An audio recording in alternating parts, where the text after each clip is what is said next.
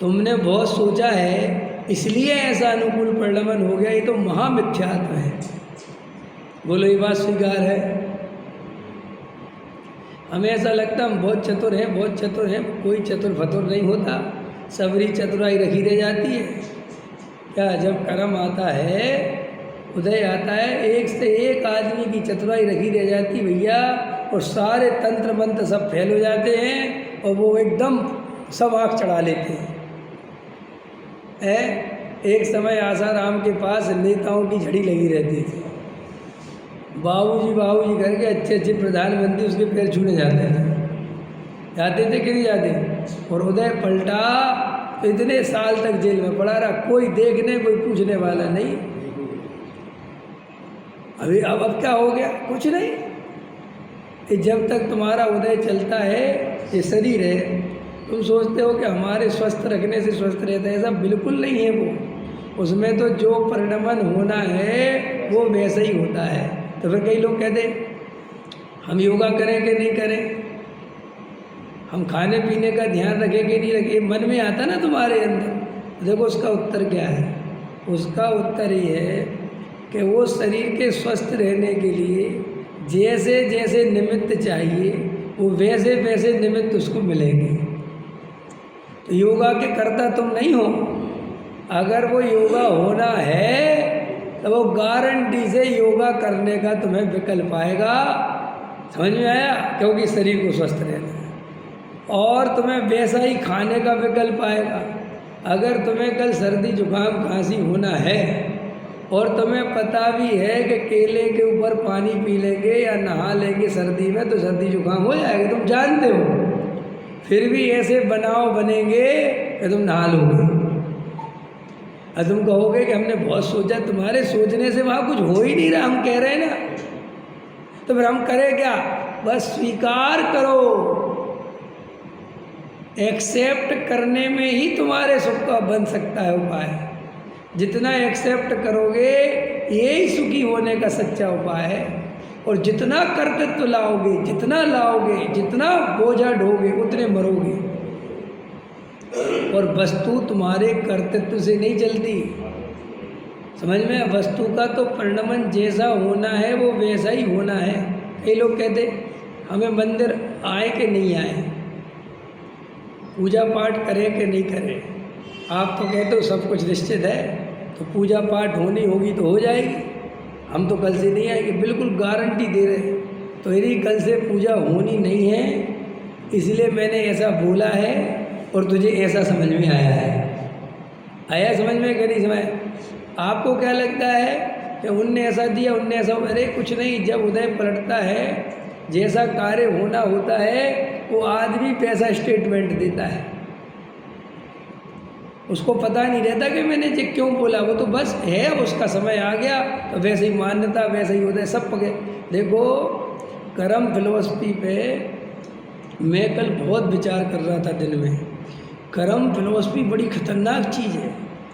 अच्छे अच्छे लोग कर्म फिलोसफी समझ नहीं सकते भाई साहब। और आपको याद रखो, तर्क और युक्ति, इंजीनियर साहब, तर्क और युक्ति सही जगह लगाओगे, समझ में आया? सदुपयोग करोगे तो वो मोक्ष मार्ग का रास्ता खोलती है।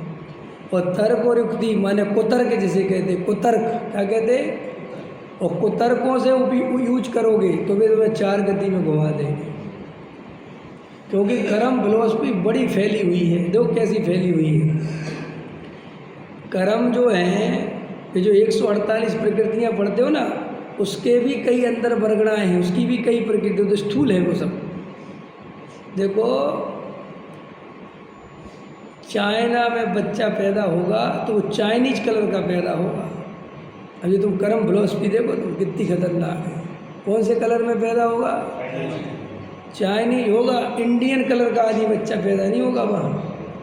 अब तुम कहोगे कर्म के कारण होता है शरीर, तो भाई चाइना में चाइनी नाम का कर्म आता है क्या? वेस्ट इंडीज में वेस्ट इंडीज का ही आता है, अफ्रीका में अफ्रीका ही का आता है। बिल्कुल ऐसा ही है, बहुत लंबी श्रृंखला है।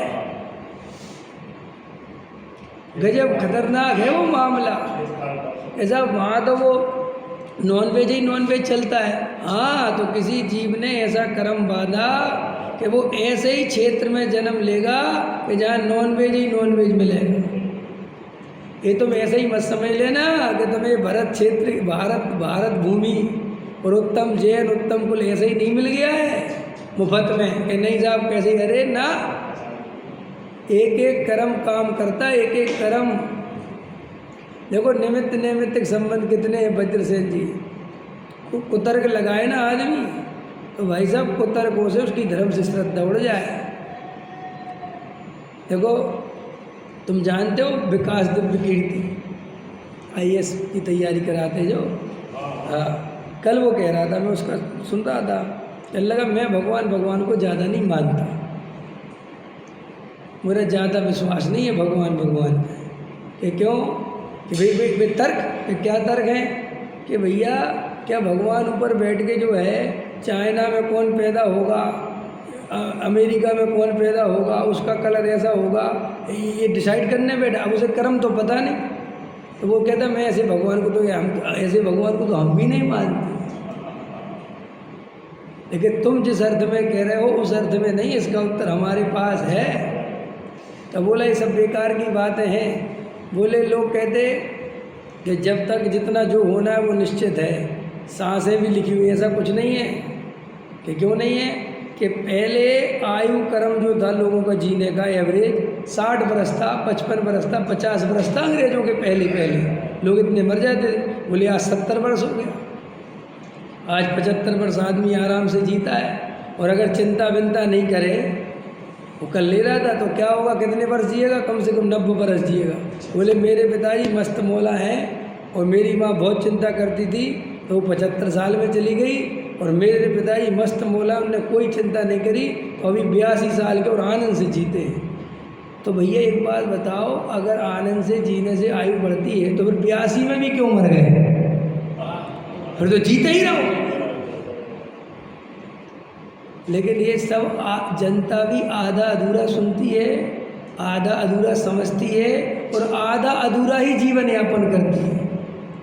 वास्तव में जितने भी दार्शनिक होते हैं, अधिकतर जितने भी तुम्हारे, मैं सुनता रहता हूँ कौन क्या कहाँ तक पहुँचा, वे जैन धर्म के सामने सब बोने सिद्ध होते हैं। बोने क्या, बोना समझ गए तुम, बोना। वे जैन धर्म की उस गहराई को छू नहीं सकते। अरे जैन ही नहीं छू पाए, वे का छुएंगे। अच्छे अच्छे साधु संतों को, जो अपने को बड़े बड़े साधु संत कहते हैं, उन्हें भी जैन धर्म की पूरी गहराई पता नहीं है। बस हिंसा, झूठ, चोरी, कुशील, परिग्रह और किसी का बुरा मत करो और ये मत करो और वो मत करो, वह इतना ही पता है, इसी पे पूरा भाषण चलता है। यही तक सीमित है। ये करोगे तो ये कर्म बन जाएगा, ये भोगना पड़ेगा, मरोगे, ये करोगे बस दान दोगे तो पुण्य बन जाएगा, अभिषेक करोगे तो तुम्हारे दुख मिट जाएंगे, शांति धारा करोगे तो शनि देवता दूर हो जाए। इससे ज़्यादा कुछ पता नहीं है। सुनो, तो जबकि ये महामिथ्यात्म है, ये वस्तु का स्वरूप ऐसा है ही नहीं, बिल्कुल नहीं है। कोई तंत्र फंत्र कुछ नहीं काम करते, सब बेकार की बात है। इनमें कुछ दे तो सब ठगों की विद्या है। ये कर लो, ये कर लो, ये कर लो, ये कर लो, नए ताबीज पहन लो, लाल कपड़े पहन लो, पीले पहन लो, नीले पहन लो।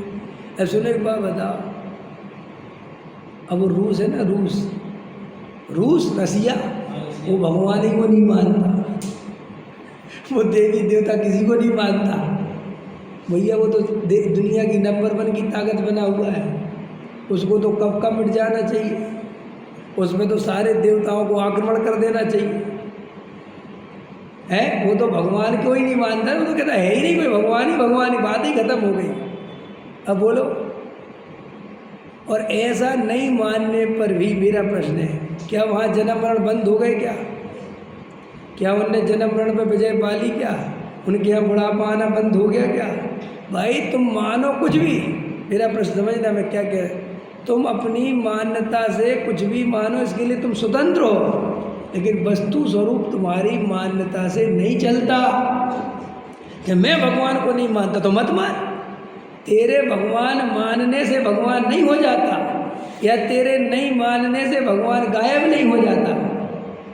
तुझे ऐसा लगता है, हाँ तो तेरे लिए हो गया, लेकिन वस्तु स्वरूप मैं मानता हूँ कि दूध पीने से आदमी की आयु क्रम बढ़ जाता है, तो तू मान, वो हम उसके मना नहीं करते, क्योंकि किसी की कोई मान्यता को हम क्या कर सकते हैं।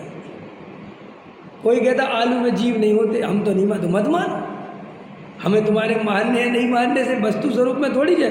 कोई आग में कूद जाए वो कहता मैं तो नहीं मानता कि जलाती है, तो देख ले कूद के देख। अगर 1% भी तेरी मान्यता से आग जलाना बंद कर दे तो तू जो गए वो हार जाओ। मैं नहीं मानता आदमी खुश रहेगा मस्त रहेगा तो नहीं मरेगा, चल ठीक, तेरी शर्त लगा के जी ले तू, कितना 10 लोगों को तैयार कर ले, अगर एक को बचा सके तो बचा ले। आया समझ में? तो मैं तो क्या समझा रहा था कि मैं कल कर्म फिलोसफी पे देख रहा था, बहुत खतरनाक है कर्म फिलोसफी। देखो कैसे, पिता झलक जो पुत्र में दिखती। अब जी देखो निमित्त नैमित्तिक संबंध, देखो दो द्रव्य भिन्न भिन्न है, बिल्कुल भिन्न, लेकिन पिता का चेहरा बेटे के चेहरा जैसा होता है। नहीं समझ में आया? मेरा बेटा, उसकी आवाज़ भी जो है ना बहुत कुछ मेरे से मिलेगी, उसका चेहरा मेरे से मिलेगा कि नहीं मिलेगा? गजब हो गया। जबकि वो अपना कर्म लेके आया कि नहीं लेके आया? भाई उसका नाम कर्म अलग है, मेरा नाम कर्म अलग है कि नहीं? तो भाई उसका चेहरा कुछ भी होना चाहिए था, मेरा चेहरा, लेकिन नहीं।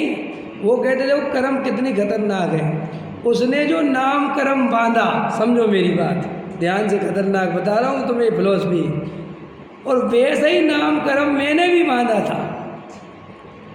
अब उसका नाम कर्म तो उसके चेहरे के अनुसार वो कहाँ फिट बैठेगा? नहीं समझ में आ रहा मेरी बात? नहीं समझ में आ रहा? जैसे एक जीव है और उसने कर्म बांध रखा, वो नाम कर्म, अब उसको यहाँ जन्म लेना है, तो वो जन्म कहाँ लेगा? उसका उदय के अनुसार लेगा ना। तो अब उसमें उसका जो नाम कर्म है, तो रज वीरज मिलकर बनी दे तेरी, तो वैसी शकल वाला कर्म वाले माता पिता उसके निमित्त नैमित्तिक संबंध बनेंगे। अब आदमी को ये कोई नहीं समझा सकता। वो कहता है कि तुम किसी के करता धरता, तो तुम्हारा बेटा तुम्हारे जैसा क्यों लगता है? जब दो द्रव्य स्वतंत्र है तो वे एक जैसे क्यों लगते हैं, बताओ?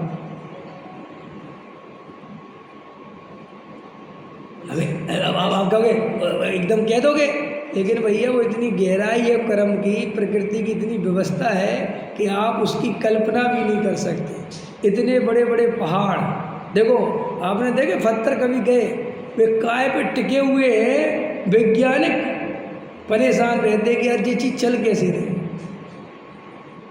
शोध खोज में लगे रहते हैं।